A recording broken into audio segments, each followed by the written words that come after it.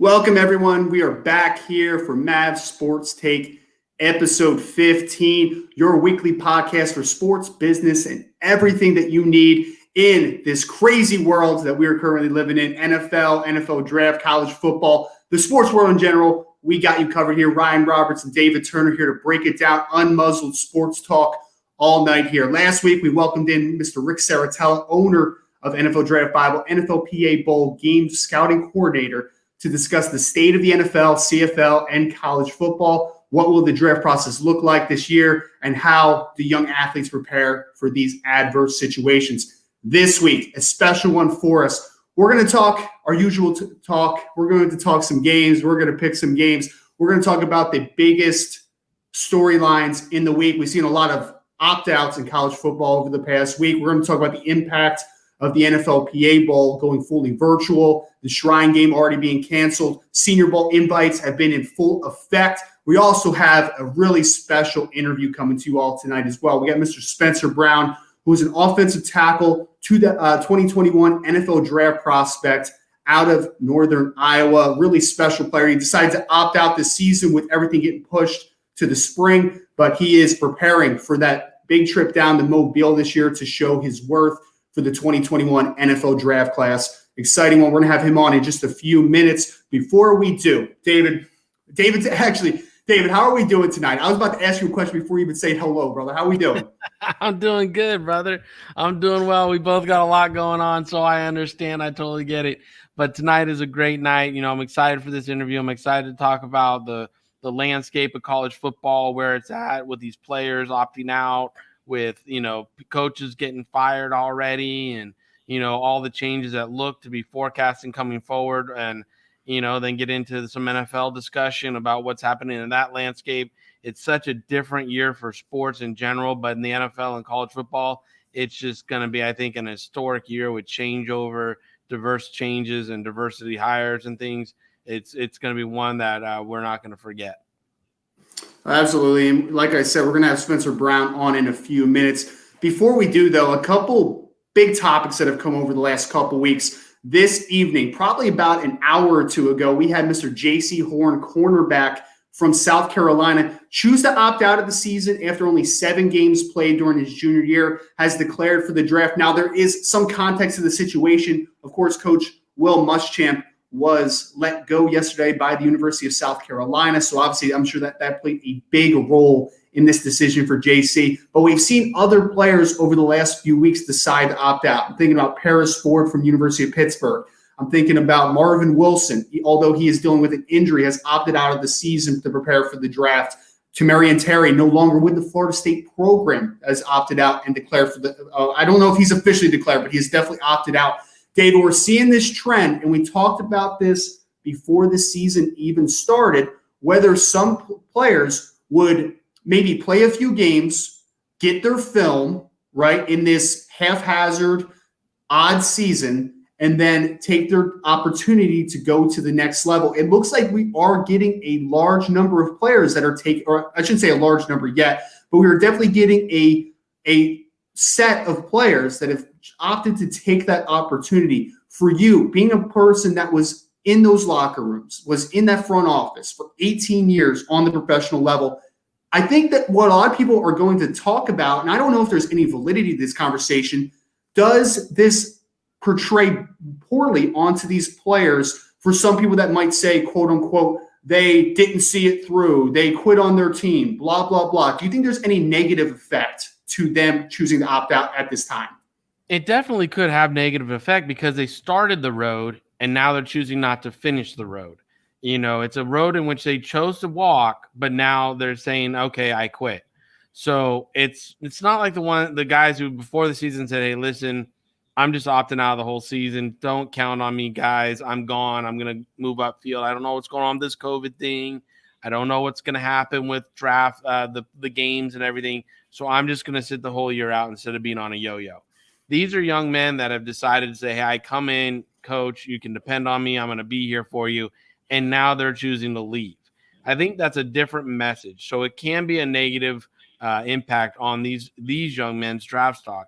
But it's also kind of hard in these times when we're seeing how many – I think we had 7 or 8 games last week canceled due to COVID situations, whether it was COVID cases or tracing or whatever the case may be. There were 7 or 8 games just this past weekend canceled due to the COVID thing. So we're seeing another, I want to say resurgence, but another Wave. upswing, right? In cases Yeah. going across the country. So if you're a person, I'm not going to take personnel person or a coach out of it, just a person, and you see these young men make decisions like, hey, they might come in and say, hey, listen, it was going good, but now the cases went up, and I decided it was not something I wanted to risk at this time. I thought we'd be healthier by this stage in the game, and we're not. And with these cases going back up, flu season coming around, I just didn't want to be part of the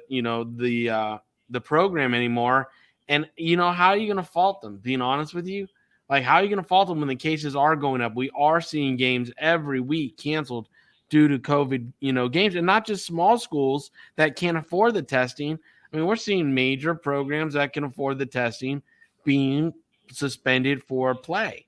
So, I don't know how much as a human being I can affect these young kids' draft stock by them making this decision right now. And I feel like every time we talk about this type of conversation, you always say, obviously, it's an individual by individual basis. Like, take a look at J.C. Horn, for instance, right? Kind of how I laid it out.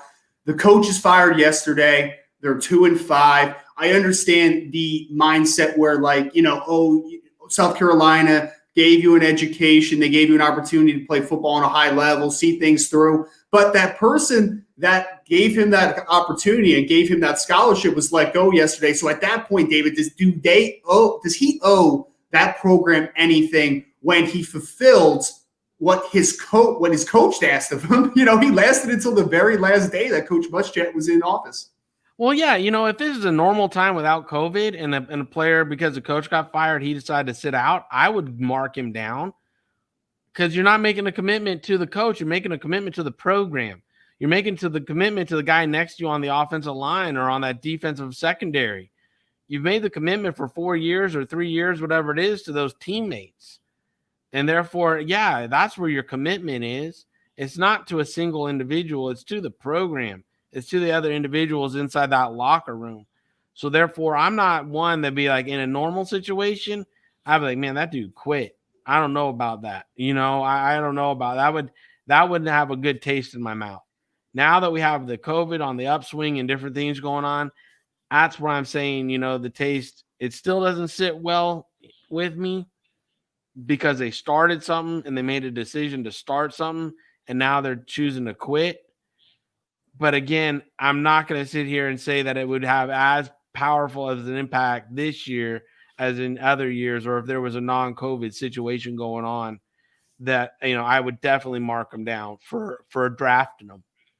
Mm-hmm. Absolutely. And again, we are live here on Twitter, on Facebook, on YouTube, bringing everything that you need to know, unmuzzled sports talk for the night. We'll be taking questions all night too. If you want to throw a question in the chat in just a couple minutes, we also have Mr. Spencer Brown, offensive tackle, not early enrollee. He chose to opt out of his senior season, 2021 NFL draft prospect. So be sure to check out that interview in a couple minutes here. Want to touch on a few things, David, because I think the most exciting thing we're seeing from the NFL draft swing of everything is a whole lot of Senior Bowl invites, accepted invites so far over the last few days. Jim Nagy seems to be doing another great job putting together a very talented roster. It's an abnormal year because, again, the East-West Shrine game has already kaput. They did not have the ability to field a game this year. We saw the NFLPA Bowl. They're not going to play a game either, but they are doing a virtual outlook, right? So that we get some of the same things. We still get a little bit of a face to a name type of thing, get a little background information. So interested to see how the NFLPA is able to really show themselves. But we always know the Senior Bowl is the king, right? They don't really compete with those other two games because they're always going to get the best of the best. In this season now, the way it is, David, with those two games already kaput to a degree, NFLP obviously into a somewhat of a degree, should the Senior Bowl, and I think this is an interesting conversation, if they have the ability, should they expand the roster to a degree and give more of these players that are losing out on opportunity a chance to show themselves this draft season? I think it's difficult because even like I heard last week, the spring league's got one team in quarantine now, and they're having some trouble with COVID down there. Unless you have the money like the NFL does to test continually, track continually, and know what's going on, even in a bubble situation with the sure numbers of players that we're talking about, and I think it's hard to go and invite more people into that bubble. So if the Senior Bowl is to do it, I don't know how. I think extending the opportunity for a lot of young men makes sense for them, but is the safe if you're talking about safety of players, those ones that have already been selected and that are in the true 60 player bubble that they're going to bring down there, something like that. If you extend it, you're jeopardizing their safety. So I don't know how that's going to work, because we're seeing opportunities where, I just feel that more people into the bubble, the more opportunity to spread COVID there, and there's going to be, especially until this vaccine gets solidified and situated and it goes out. That being said, you always want to give kids an opportunity to show what they did. Like we just did an ANC. We did a fall camp series where we went to 4 different states, brought in about 60 to 80 kids per city, and let them try out for us in a modified little, bubble situation for a day and work out. And, it's really hard to keep them safe. You gotta work hard to keep these young men safe in these environments. And there's a lot of sitting around for some of them. There's a lot of not doing much for some of them. Then they're like, kind of, man, what's going on? Well, like I told them this weekend, it's keeping you safe. By having you sit out over there while these people perform on the field, it keeps you safe and it keeps them safe. And, it's just new way of doing it, but it's not the true hustle and bustle they're used to. And so it's hard, but I don't know if I was a Senior Bowl, if I'd up the rosters, even though it would be giving more young men opportunity, just because you're going to do contact and stuff on the field. So you don't want to overexpose somebody either. Yeah, well, I hear you, man. It was just an interesting conversation. I'm the idea man. I don't make things practical, right? Like I just throw things out there and see what sticks, type of thing. Right. I love the conversation because without the East-West Shrine, and you don't know, and the NFLPA going virtual, and you don't know what the Gridiron Classic's going to be able to do, and you don't know if the Hula Bowl is going to be able to do anything. And the other part of that is, by getting that year of eligibility, everybody right now technically is a 2022 draft class. They all have to declare. And the declaration date as of right now is January 18th. And the only bowl game that's passed after January 18th is the NFL is the Senior Bowl. Right. So you would get enough people to declare and then accept their bids and do everything. All the paperwork would be nice and neat, because anything before that, the paperwork would be clouded and NFL teams might not be able to show up and be part of it, because the declaration date isn't until January 18th, which is the business side, right? The paperwork side of the business. So it's kind of interesting on how other bowl games might handle that if they go after the Senior Bowl. Like if the Hula Bowl were to say, okay, we're not going to go before the Senior Bowl, we're actually going to go after the Senior Bowl and let everybody declare, and then whoever doesn't go to the Senior Bowl can come out there, and maybe some guys at the Senior Bowl might want to come out to Hawaii afterwards. Like, you just don't know how they're gonna line it up and size it up. Absolutely. And we're about to bring on Mr. Spencer Brown in just a second. Before we do, we are fresh out of the film room now on Friday Night Scout School. David Turner and myself have concluded the film evaluation section of Friday Night Scout School. Next stop, understanding the business side and inner workings of the professional football team from David Turner, who has been in the building firsthand for the better parts of 18 years. The Business of Football seminar this Friday, 9 o'clock Eastern Time. Register today at www.draftbible.com. Now welcoming into the show, good friends, he can't get rid of me, man. I think this is like our 4th or 5th time talking at this point. I got Mr. Spencer Brown former Northern Iowa offensive lineman, all Missouri Valley offensive tackle last year, now 2021 NFL draft prospect and a future Senior Bowl participant. Spencer, how you doing, brother? I'm good. How are you? Thanks for having me. Oh, absolutely, man. Absolutely. Before we get started here, Spence, I want to ask just real quick. I know it's tough times. I think you're out there in California. If I read your message a few days ago correctly, how's everything just as far as the health-wise, family-wise? How's everybody doing for you? Everything's going good. California is definitely a little bit different than Iowa. I really do enjoy it. It's good to get outside your comfort zone and experience something new, as well as be in the presence of Joe Staley and learn from him. And I'm out here with Dylan Rayduns from North Coast State as well. So I'm learning from both of them and just improving the game every single day.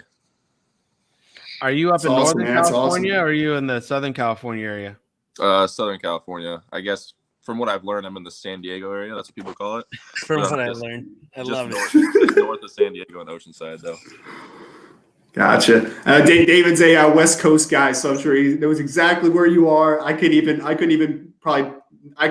draw you on the map where if you told me where you are right now. So definitely have to get into that. I know, Dave, Spencer, I was telling David, the first time that we spoke, it was after your sophomore year. I think you had like 5 starts and then your season was cut short there. Obviously, you had a really nice season last year. You started getting a lot of this draft hype. Now, the whole situation, kind of just painting the quick picture for everyone, is Northern Iowa obviously postpones the season.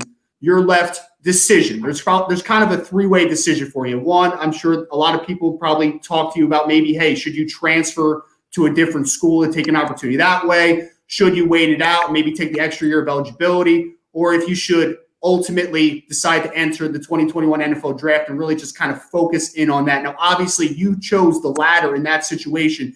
If you could just briefly take us through your thought process and the factors that went into your decision ultimately to enter the draft and opt out of the season.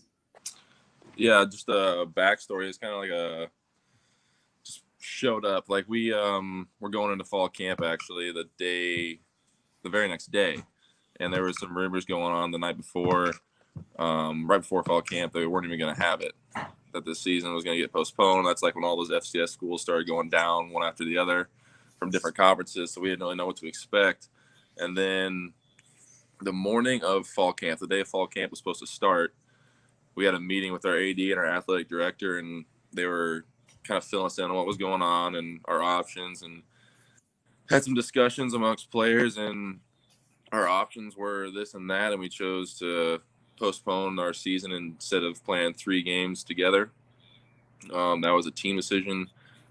Captains from each of the position groups got together with their groups, and everybody's voice was heard on that, and that was our choice. And for me, I didn't 100% know what I was going to do.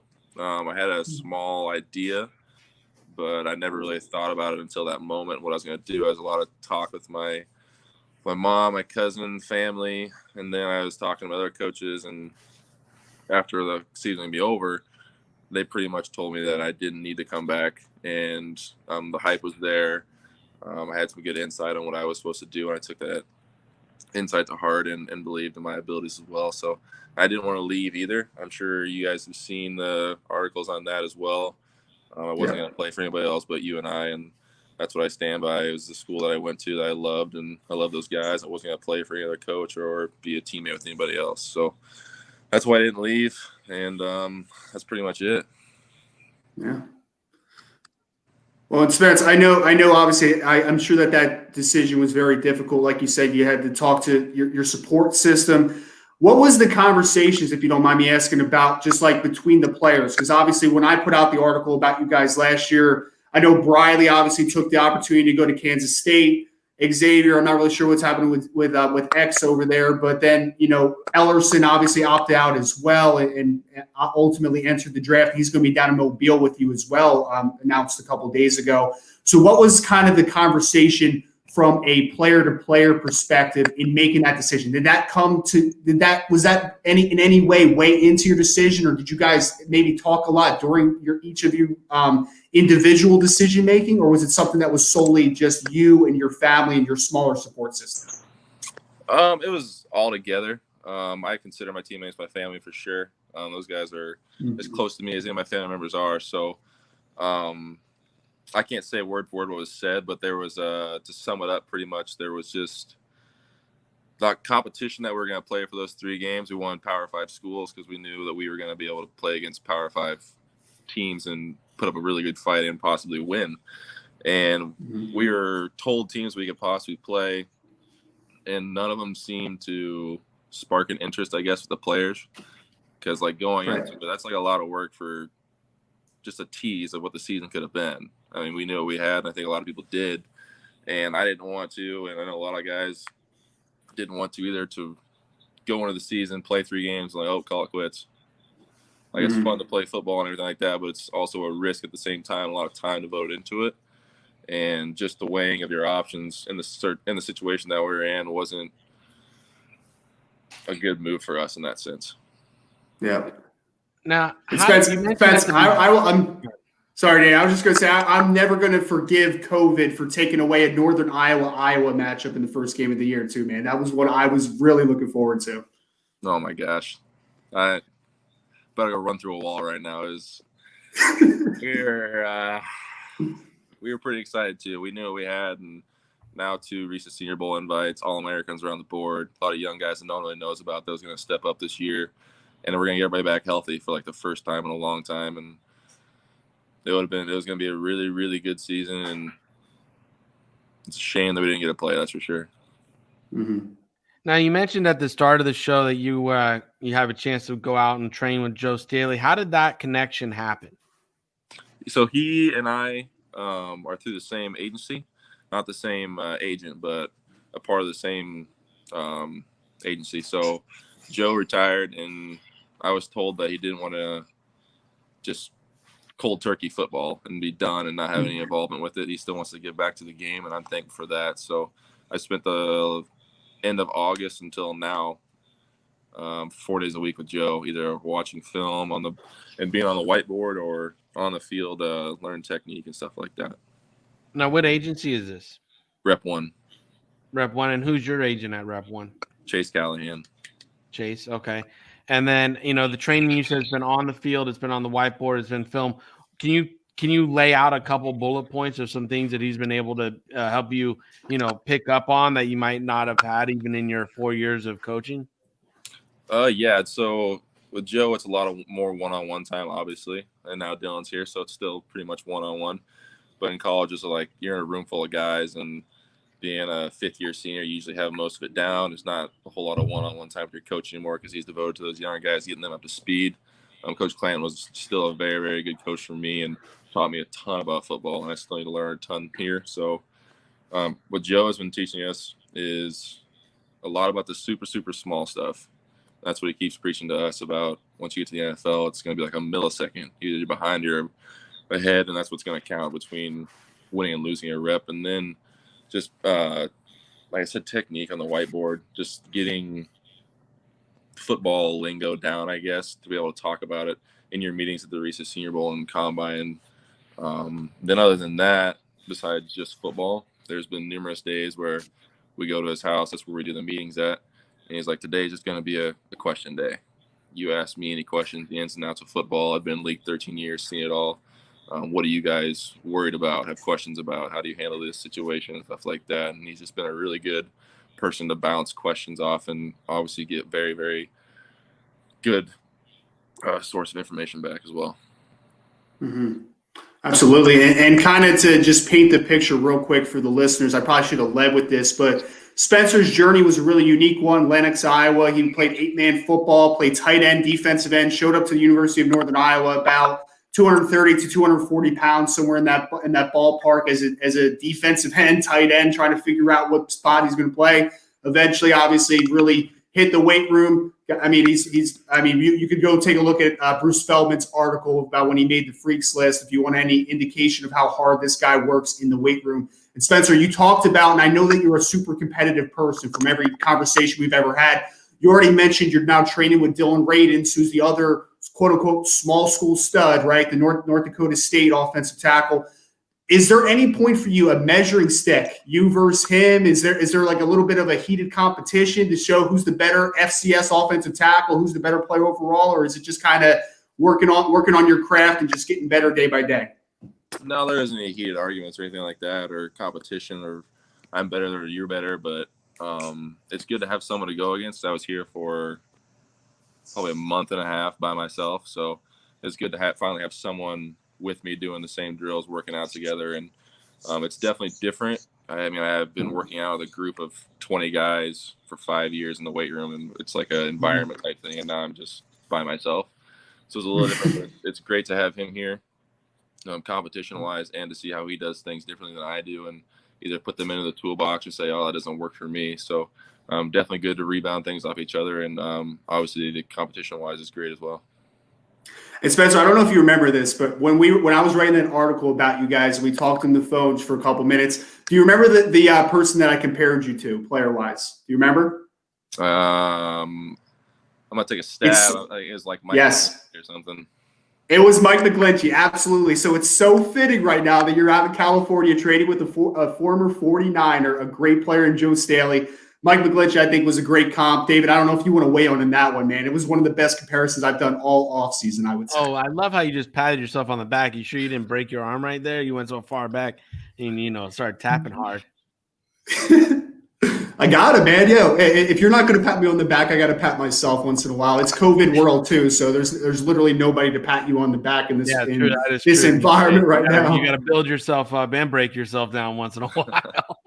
Once in a while, man, absolutely. And I would say, Spence, one of the coolest moments I would say over the last few months was when you got that invite to the Senior Bowl. That video obviously went viral. Joe Staley surprised you while you were, doing some field work, and it was a whole lot of fun. You could see just the joy and kind of that moment being just surreal, because obviously you were talked about it being on the Senior Bowl watch list in the summer, and Jim Nagy spoke highly of you. So, like, you knew he was on the radar.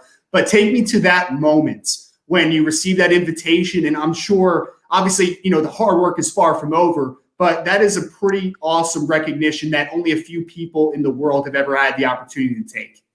Yeah, it was a crazy little morning. Just being around Joe and his personality. He's a guy that will mess around with you and have a good time. So I had no idea what was going on. I thought it was just Joe, and I was just taking it as I got it. And then I still didn't fully understand what was going on until I got a hat thrown at me. So even like through that video, I didn't know what was going on until finally a hat hit me, and then it finally hit me.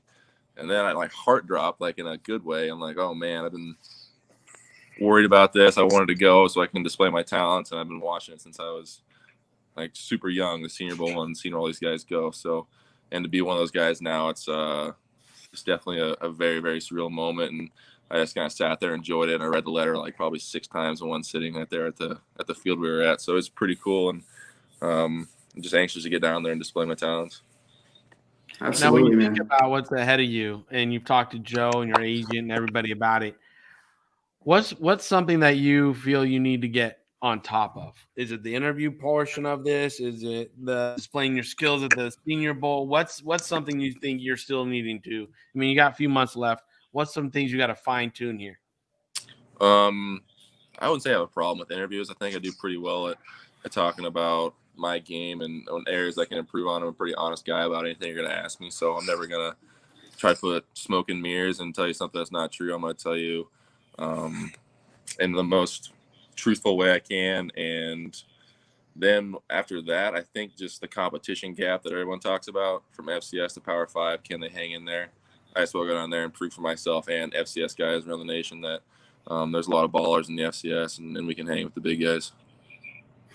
And speaking of ballers, Spencer, we talked a little bit about the talent that you had coming back from Northern Iowa potentially before everything got shut down. I know, big moment though, right? One Northern Iowa guy in the Senior Bowl is a big accomplishment, but then Ellerson Smith, the great defensive end, All-American defensive end, 14.5 sacks, I think, last year.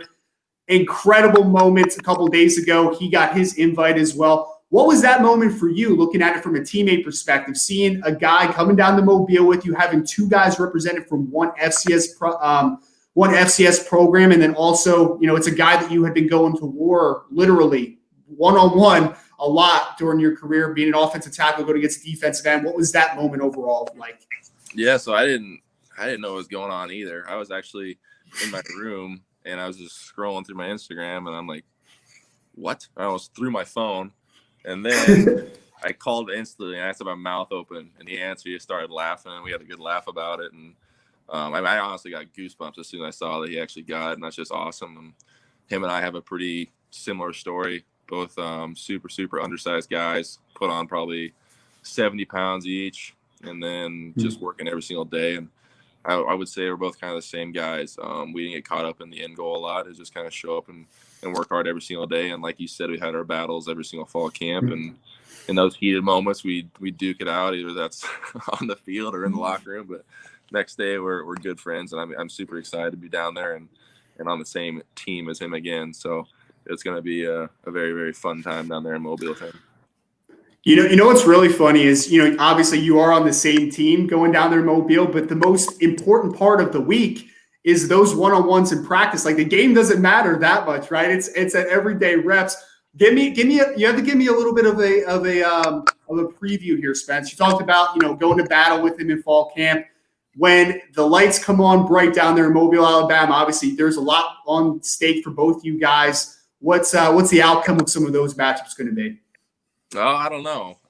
We've split our reps quite evenly here, you and I, and I'm actually anxious to get out there and see him against those Power 5 guys. I mean, he and I know that what we bring to the table, and I'm going to be sitting in the back of that line watching. I'm like, oh, here we go.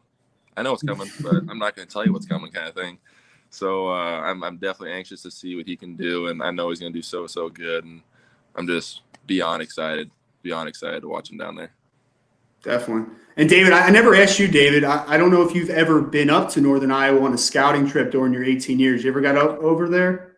I've never gotten. That's one school I've not gotten to. No, I can't say that I've been there. Okay, fair enough. Well, this is Mr. Spencer Brown, former Northern Iowa offensive tackle, 2021 NFL draft prospect. Spencer, man, really, do appreciate you coming back on to talk ball for a little bit. We'll also be having Spencer on the Believe in NFL Draft Prospect podcast later in the week with a little more of a one-on-one vibe. But Spencer, appreciate you taking some time today, man. Really, it was nice just catching up, hearing everything, the success that you've had. It's been wonderful to watch. I appreciate that, and thanks for having me again. Thank you. Absolutely. I appreciate you coming on, Spencer. Yeah, appreciate it.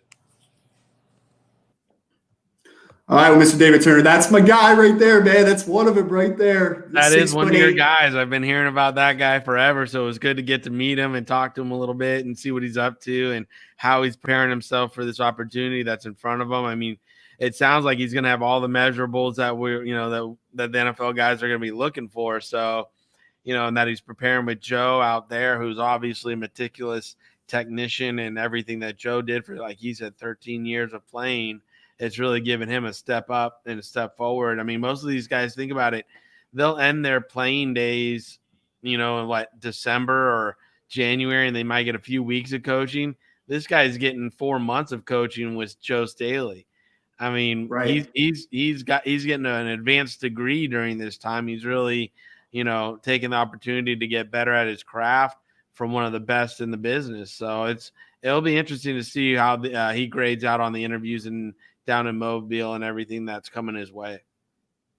You know what I just realized? Jimmy Williams did put a question in tonight for Spencer Brown. Jimmy, if you're listening right now, man, I am so sorry. I completely forgot to ask Spencer the question. I will ask him on my interview with him, my one-on-one later in the week. So apologize for not getting that question into him, but be sure. I got you, brother. I got you. We will get that question out to him. One thing, David, just kind of a takeaway, and I wrote a piece about these guys in the summer, these Northern Iowa guys. And if having a 6'8", 320-pound right tackle that was a former tight end recruit who is a really nice athlete, if that isn't impressive enough, having one of those guys going down to Mobile, Alabama, they just got Ellerson Smith, their defensive end, who is all 6'6 plus, 260 plus pounds, now going down there as a 4'3 defensive end who's just gotten bigger and bigger. He showed up to campus, I think Spencer and him, he actually told me this as well. He was around like 200 pounds when he showed up to campus. So he had put on 60, 70 pounds during his time. Spencer went from 230, 240 to 310. How rare is it, David, just kind of thinking back on some of these classes, Obviously you see some small school guys come out, but you usually don't see athletic specimens to this degree coming out of an FCS school in one given year. It's pretty rare. Well, you used to see things like this come out of, or things like this, players like this come out of Troy. Troy used to have a lot of players that would come through that did really were measurable freaks. I mean, you have to think about Ware came out of there, O.C. Manura came out of there, right? A few other players came out of Troy. DeMarcus Ware came out of there too. Yeah. Yep. And you used to get guys out of Kingsville back in the day, and you'd get some great guys out of Grambling and Southern. Their FCS schools used to be able to pull a lot of really good players. They've just fallen off a little bit, and I think the big schools have soaked up some of those players, and really got greedy with some of them. So, but you're seeing more and more start to trickle down. Look at your boy Willis. He's a quarterback over there at Liberty. And he's having a hell of a year. And he came from Auburn, I know that, but I mean, he transferred to a smaller school, and now he's having a really heck of a year there, and he's driving his draft stock up. Absolutely. And one other cool thing is you mentioned, obviously, Joe Staley being the technician. It wasn't an FCS school, but Joe Staley is still from Central Michigan. So he was kind of a lightly recruited guy that had to really develop physically up into his draft day. So really cool kind of the parallels of those guys getting matched up. As always, we're going to take you through some pick'ems in just a second here. We are also usually do a mailbag at this section, but we only had one really good one this week. So, David, let's tackle this one real quick because I asked you during the interview about the traveling to schools, if you had ever been in Northern Iowa. Mark Jarvis asked us in the mailbag for this week, the question for him, for you specifically, what was your favorite go-to spot when you were on the road? It could be Mobile, it could be Indianapolis, it could be anywhere in general, the best food spots that you can recall on your travels. Well, if you're going to Indy, you got to go to St. Elmo's for absolutely. That steakhouse is great. But don't sleep. They have a Brazilian barbecue place there too. The names escape me. It's around the corner from St. Elmo's. I mean, you got to be hungry. You got to starve yourself all day to go there. But it is delicious. It is a great spot. The meat that they bring out to the table and they cut it right there and everything. It's fantastic. You have to be a carnivore to enjoy that place. It was great. You go over to Mobile. I mean, you guys got to go get the oysters and the seafood down there in Mobile. I mean, there's no doubt about it. I mean, there's this one, again, it's been a couple years since I've been to Mobile, but there's one little spot that all the scouts go to and get the seafood. I mean, anytime you walk up in there, you'll just see table after scouting staff, because they're just down there enjoying all the seafood boils and everything. So, I mean, it's not so much the spot, like the right spot to go to, but it's really like, what are you going and getting, So when you're in Indy, you got to go get the meat. You got to, get that Midwestern steakhouse feel to it. And when you go down to Mobile, you got to get a big old seafood boil going. I love it, man. I love it. Brazilian steakhouse. You had me at Brazilian steakhouse. I've been to a couple here in New Jersey and in Philadelphia. Those things, man. I mean, it's expensive, but hey, you eat probably twice the amount that you're actually paying for. So it's always a good time at some Brazilian steakhouse for sure. Oh, absolutely. And again, you come down to Arizona, I got one in the neighborhood here that will just, we can roll home when we're done eating there. They can just roll us on in the wheelbarrow onto the house. Well, I need to get ready for that one, man. It's a little hot out there in Arizona. I like my seasons out here a little bit too much. It was only 82 today. We're fine. Only 82. Yeah, just the desert. No big deal. It was down from 120 over the summer. Well, all right. Well, when you phrase it like that, it might be something that we have to play in the near future. We're going to get into some pick'ems here. Before we do, we appreciate you for tuning in to Mavs Sports Take tonight. What would you be able to accomplish if you were to attract your ideal client, next opportunity, or your ideal position that you would want? Maverick Sports Consulting can coach you on how to use your social media to attract your ideal client. If you're an agent, your next opportunity, or you're an athlete in the ideal position if you're a coach. Do you have a self-branding strategy? Are all your efforts aligned to accomplish that strategy? Don't be intimidated. You can accomplish everything you're setting out to do. You just need a little coaching, and Maverick Sports Consulting is your expert coach to get you to your goals. Check out mavericksportsconsulting.com for more information. Pick'ems, David. College football. Got to start with it. Got to start with it again this week. We have number 10, Wisconsin, 7.5-point favorites against number 19, Northwestern, 4-0 Northwestern. You want to applaud and you want to give somebody a Coach of the Year nod? Pat Fitzgerald is doing an incredible job at Northwestern. I've always been a fan of Pat, man. Like he's a very abrasive person. He's a little bit of an old school kind of vibe to him. He's going to tell you how it is, but he was a tough ass linebacker at Northwestern. He's done a nice job at Northwestern for the limitations that his rosters usually have. We have a big matchup here. 7.5-point favorite for Wisconsin. Graham Mertz, the quarterback for Wisconsin, looks like maybe the best Wisconsin quarterback in some time. Some defensive talent there, the usual great offensive line. What are you thinking in this game? What's your pick? I think the Wisconsin offensive line has just been a dominant force. I mean, you saw what they did last weekend. I mean, they just were moving folks out of the roll. Those holes were gigantic.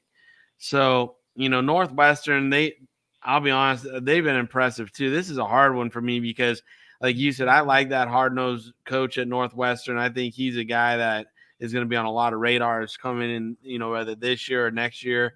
But he's a guy that's going to be coming up a little bit further than the Northwestern stop that he's on. But, in this case, in this situation, I'm going to take Wisconsin just because I think that offensive line is just moving folks. And their defense is playing tough too now. They're not getting scored a lot of points on. That defense is playing pretty dang scrappy. So I'm going to go with Wisconsin in this one. I'll give up 7.5 points to, Northwestern. And I think it's I think this is going to be like a 10-point game. I don't think there's going to be a blowout. I don't think there's going to be a late score where Northwestern, makes it look more respectable. I think this is going to be a tight game all the way through, and Wisconsin just keeps churning. And then, at the end of the game, it winds up being a 10-point win.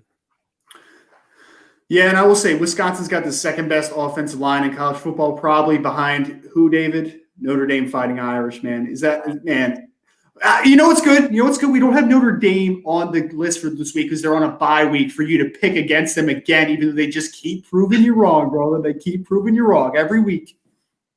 I don't know about that. I mean, Chip Kelly every week's trying to lose games. The opponents aren't doing it. Chip Kelly's out in UCLA, man. Put some respect on Coach of the Year, Brian Kelly's name. I ain't going to respect that fool till he leaves Notre Dame. Why would you respect him after he leaves Notre Dame? Because I'll finally respect that he left a good job for someone else to go do it. Okay. Yeah, maybe he'll go back to Cincinnati or Central Michigan, or maybe he'll go to the NFL. There's always that rumor every single year. Yeah, that'd be great. That would be great. Go down to Houston.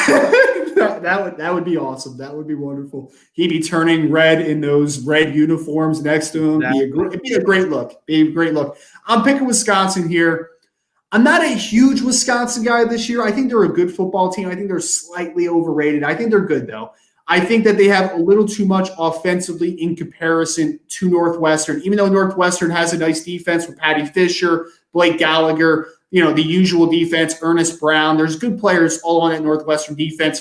Peyton Ramsey, Indiana transfer, a quarterback, did some nice stuff over the last couple games. I just think it's probably a little too much. Wisconsin's got a little too much power offensively, so I'll take Wisconsin in this game. Oklahoma State at Oklahoma. That is the number 14 Oklahoma State Cowboys at number 18 Oklahoma Sooners. The Sooners favored by 7 at home. I will start this one. I'm picking Oklahoma. I think they're getting stuff right. I think Spencer Rattler is a dynamic young redshirt freshman quarterback who's going to be one of the top picks when he chooses to declare, whether that be in 2022 or 2023. I'm a big believer in that kid's arm. He has some special traits to him. So I'm going to take them. Oklahoma State's a good football team. They are. They're right tackle. David, if you want a treat, go watch some Tevin Jenkins, man. That dude is a mauler at right tackle. That is your throwback. I am going to beat you up every single play type of right tackle. I like him a ton. 6'5 plus, 310 plus pounds. A lot of good stuff to Tevin Jenkins. The running back, Chuba Hubbard, came to the year with a lot of fanfare. Was never a big Chuba Hubbard fan. Tyler Wallace is a good wide receiver. Spencer Sanders has a little something at quarterback. I think Oklahoma State's going to keep this one close. It's a traditional Big 12 game. It's whoever can play enough defense because nobody's going to play a lot of defense. So whatever is enough. Going to take Spencer Rattler in that Oklahoma offense. Think they get it going. I'm not sure about covering that 7 points. So I might take Oklahoma State with the points, but I'm going to take Oklahoma to win this football game. I've been disappointed in Oklahoma State this year. I really am not a big fan. I thought they were going to be more explosive. I really thought they were going to have a better year. In Oklahoma too, to me, Oklahoma, they had a chance to come out and be explosive, and they've been battling the last couple of weeks better. They've been doing better, if that 7 points is for Oklahoma to get 7 points, is that right? Yeah, so Oklahoma has to cover the 7. So Oklahoma State is getting 7 points. Oklahoma State's ranked 14 and they're getting 7 points. Because they're you just said it, they're frauds. You just said it. You literally just said that. Well, for me, I'm gonna say Oklahoma State is within the 7 points, but Oklahoma wins the game. So we're right on the same wavelength on that one. We agree on Oklahoma State, Oklahoma. That doesn't happen too often. Usually we're a little adverse in our picks. So very interesting. The highest ranked matchup of two top 25 teams, we have number 9, Indiana. When is the last time that happened? I mean, in any sport, really. I guess basketball with Bobby Knight, right? Like looking back at some of those Bobby Knight teams, I suppose. Indiana's been a little down in basketball the last few years. They haven't been the traditional power they are basketball-wise. Can't remember Indiana ever being ranked this high in football. But they number 9 going in to Ohio State. The Buckeyes are favored by 20.5, the number 3 team in the country. Oh, David, do the Indiana Hoosiers have any shot here? No. Simple no. Correct. I'm sorry. Ohio State is just rolling. I mean, Fields is my quarterback right now. I'm really liking him. He's throwing accurate dimes across the field everywhere. He's throwing to every zone, every level. That ball's coming out quick. He's just got touch. He's got accuracy. He's got velocity. I mean, he's a guy I'm really, really impressed with, his size and everything that he's carrying with him. I think he's really challenging Lawrence for the number 1 pick overall. No chance. I will put money on that right now. But listen here, youngster. You'll see it. You'll come around. By the time April hits, you'll be on my side of the fence. Okay. Nope. No, I don't think that's ever going to happen. I stick to my takes, David. I stick to my takes. But I will say I agree with your take here. Ohio State rolls Indiana. I'm not believing in Indiana, man. I'm just not. They're winning a bunch of close football games, which is great. Indiana's the number 9 team in the country. They can look back on this in recruiting and say, hey, at one point during the season, we were a top 10 ranked team. We went into the horseshoe ranked number 9 in the country, which is awesome. Michael Penix Jr., their quarterback's a talented football player. Got a couple of wide receivers, Fryogle and Walt Filer are both nice football players. They absolutely are. But like David said, Justin Fields is the best quarterback by a landslide in this matchup. Ohio State has too many weapons. I am even going to take them to cover that 20.5. I think that they roll Indiana by at least 3 touchdowns. So give me Ohio State in that game over Indiana. Get rolled like my ankle. Oh, how is your ankle, by the way? Oh, it's painful, baby. It's painful. We are rolling tonight, honey. Oh yeah. Oh man, he's got his painkillers in. He's ready to go. Feeling good, baby. Feeling good. Moving to the NFL action for the week. It's been, man, this year for football for the NFL has been very entertaining. Dave, did you catch that Cardinals victory, man? I can't even. My God. I told you DeAndre Hopkins is the best receiver in the NFL. People want to keep challenging me. They keep challenging me, bring up all these rookies and all these younger kids. Hopkins is the best receiver in the NFL right now. This guy, his catch radius, his competitiveness, his ability to come down on contested catches. I mean, he caught that ball over 3 guys. And they're all good players, like you said. Like I tweeted out and you came right back and you're like, yeah, hey, those are all 3 good players. And he finishes. I mean, Murray has the confidence in this guy just to heave it up there with 6 seconds to go. He could have gotten rid of the ball, thrown it out of bounds, huddled back up, called another play. Nah, he says, my guy's down there. He's in the end zone. I'm just going to heave it to him. Boom. Dude, that was a pretty ridiculous throw by Murray too, to be honest. Like he was almost falling down backwards 50-something yards in the air off his back foot. I was like, oh, that's pretty incredible. We know Murray's when we broke him down on Friday Night Scout School, we saw him launch like a 65-yarder. I mean, we know he's got the arm strength. I mean, this is a guy who, can really launch a center fielder or whatever, and he can throw dimes onto the, at the home plate. So we know this guy's got accuracy and arm talent, but for him to roll out and then set his hips and fire, I mean, the trust he has in Hopkins is amazing. I mean, and that just makes that trade for Houston look worse and worse. Every catch for Hopkins makes that trade look worse and worse for Houston. Oh, it's so bad because then Bill O'Brien's out the door too, and you just traded away your best football player. It's just awful. It's real bad luck. Here in the desert, he's the difference maker. Without him, they're not winning like this. Yeah, no, I agree. The Arizona Cardinals are definitely playing well. Man, can you imagine Rick this morning on the morning show, though? He was probably insufferable about the Arizona Cardinals this morning. I know. I didn't listen, but yeah. I can't even imagine. I didn't listen either. I'm not going to listen either. If I could, I would just mute the part. Like, on Twitter where you could just, mute words, I would mute the Arizona Cardinals on the morning show if I could.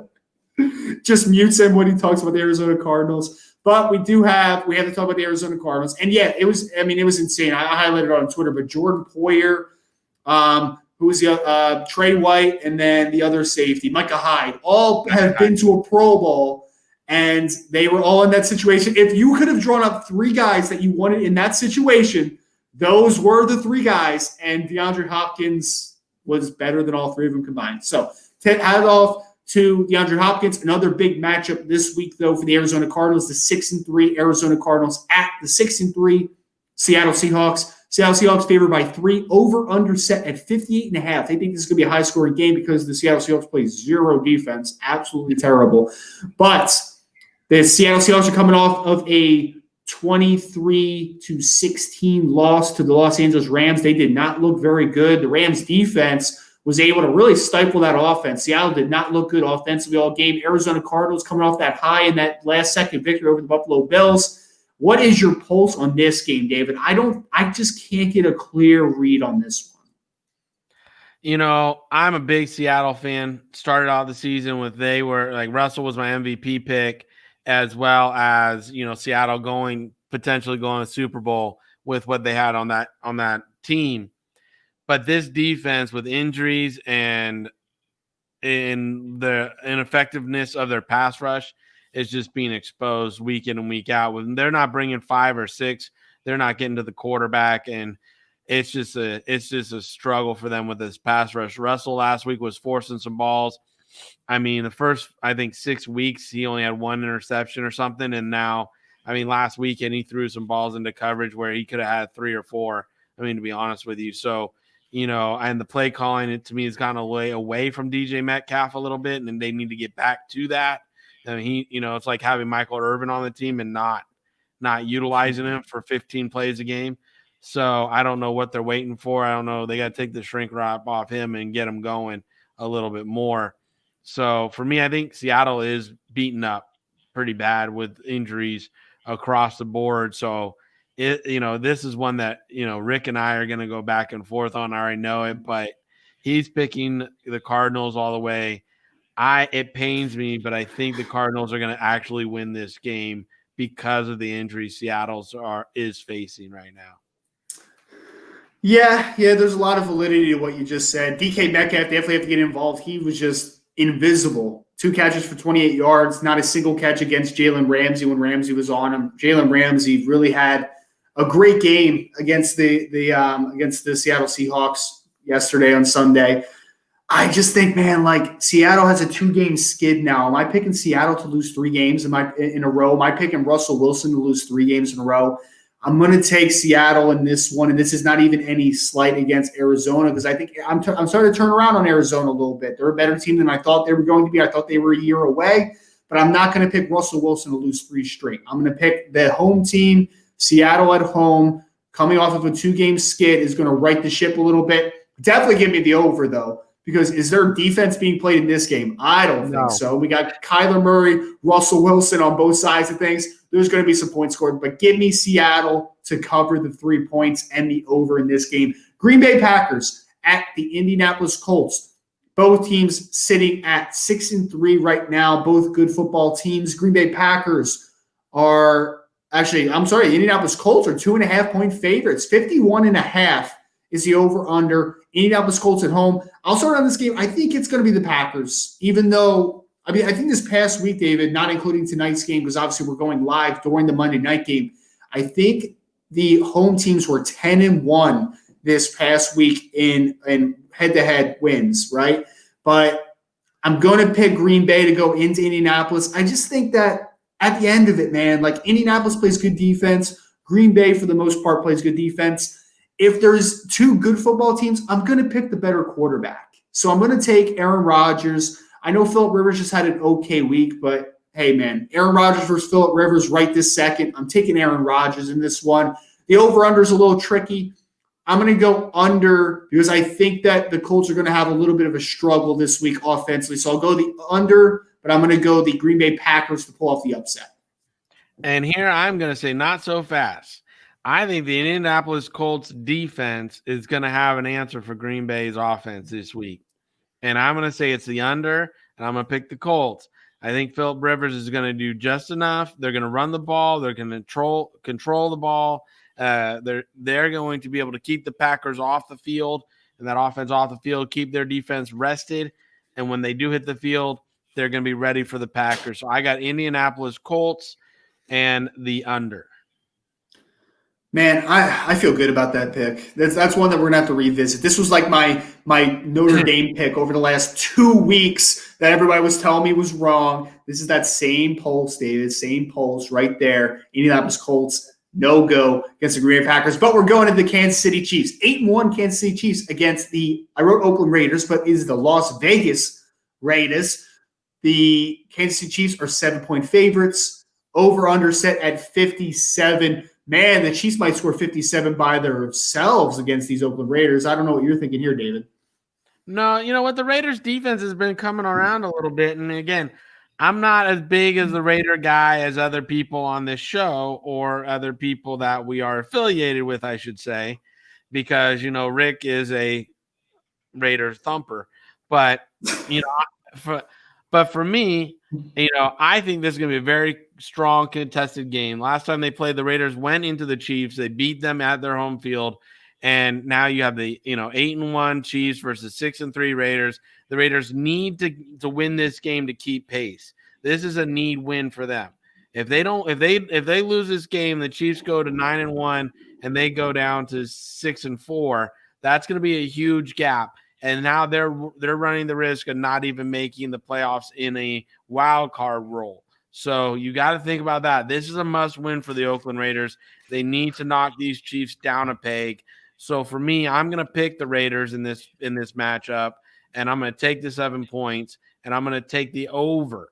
I think the Raiders have to match points with the Chiefs to win this one, and this is going to be one they have to win. So Gruden and the guys know that when they're in the lab this week, this is one they got to take. I will say this. We are on week 17 of our Friday Night Scout School series. We were also on week 15 of Max Sports Take. It's been an absolute pleasure to get to know David Turner over these last few weeks, I will say. Ever since that draft show, it's been a pleasure, David, honestly, and this is no BS. I am telling you this right now. I'm going to let you in on something that you don't know about me yet, though, my friends. My fantasy football expertise is unmatched, and I have Patrick Mahomes, Tyreek Hill, and Travis Kelce all ready to go this week, baby. Give me the Kansas City Chiefs to cover big here. The Oakland Raiders, not the Oakland Raiders, the Las Vegas Raiders go down. I'm going to go over, though, because I think that I think Kansas City is going to put it on them a little bit. I think Oakland's going to – I keep saying Oakland. Stop. I think the Raiders are going to keep pace for a bit, and then Derek Carr versus Pat Mahomes is going to end the way you think that Derek Carr versus Pat Mahomes is going to end. Give me the Kansas City Chiefs in this one. Last game we want to talk about. It's fine that you're wrong so often because it just extends my lead over our pick'ems. So I appreciate that. You don't have a lead. Tell me what the score is. You don't even know what the score is. You You liar. don't have any clue. You have no clue. I didn't just say that I was beating you in it, though. You claimed to be beating me. Clue. I'm not even listening to you anymore. I'm putting you on mute. Can I mute people? I don't even know if I can do. Oh, I actually can, but I'm not going to. I'm not going to. I can mute you if I wanted to right now, but I'm not going to. Last game of the night, the Los Angeles Rams, my Los Angeles Rams, 6-3. Big game, Monday Night Football at the 7-3 Tampa Bay Buccaneers, fresh off of a dominating 46-23 victory over the Carolina Panthers. Over under set at 47.5. I will start this one because you know who I'm picking, David. I'm biased, and I will admit that I'm biased in this situation. I'm picking the Los Angeles Rams to keep pace in the best division right now in football, the NFC West. Arizona Cardinals, Seattle Seahawks, and the LA Rams, all with 63 records. The Rams need to keep winning to keep pace, even with the extended playoff format with the 17. I still think the Los Angeles Rams take this victory outright against Tampa Bay. I'm going to say this is a lower scoring game, though, than some people think, because I think the Rams defense is good. I think the Buccaneers defense is good. So give me the under, give me the LA Rams and the upset. LA Rams with the upset over the Tampa Bay Buccaneers, huh? Wow, have you picked like every road team so far? You picked, I think, the only home team you picked was Seattle. After the home teams went 10-2 or whatever this weekend, you're thinking the road teams are coming back with a vengeance, huh? I like to pick the better teams to win. That's kind of my formula. Yeah, obviously you don't know, your fantasy team might be great, but you don't know how to bet teams. That's a good thing for Vegas when you go show up. That's like they're collecting money. Hey, the sucker's walking in. Tell them to bet more. Bet more. We need to make the electricity bill this week. So no. But I think, you know what, the Rams have been showing me over the last 3 weeks, they've been showing me a little something. The defense is really sparking and coming alive. I think right now Tampa Bay is struggling a little bit on offense. Tom Brady does not look as crisp. Him and Mike Evans are not making the plays that they were a few weeks ago, and him and Gronkowski are definitely not hooking up like they used to just a few weeks ago. So for me, I think Tampa Bay's defense is going to cause some fits, I think, for the LA Rams offense, but I also think the LA Rams defense is going to cause some fit for the Tampa Bay Buccaneers offense. So this is going to be, to me, I'm going to pick the under, and I'm going to pick the Rams. Okay, well, we will see how those pick'ems shake out for the week. Seriously, though, anybody that's listening, if you want to go back to our previous episodes and tell David that I'm winning, I would love to hear what the scores are actually. I'm probably actually doing terrible, but I would love to just hear for my own sense of mind on how we are each doing in pick'em games. We usually would end right here. I actually just want to circle back real quick, David, because before we started the Spencer Brown interview, if you didn't catch that, you should go back and take a listen when this is released at 3 o'clock Eastern time on Wednesday. Please go back and check out Spencer Brown interview, Northern Iowa offensive tackle, 2021 NFL draft prospect, Senior Bowl acceptance. He's going to be back down there in Mobile. He's going to turn some heads. Before we got to Spencer Brown, we were talking about the Senior Bowl expanding potentially.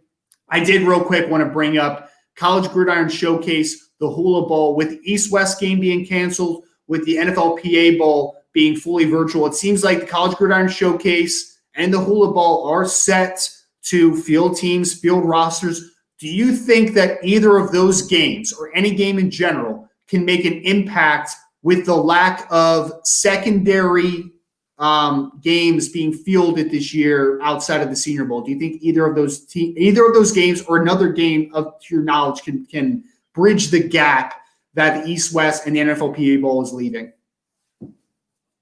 Yeah, there's a place for them if they choose to take the risk. Like any business, you got to calculate the risk and liability before leaping into that decision, right?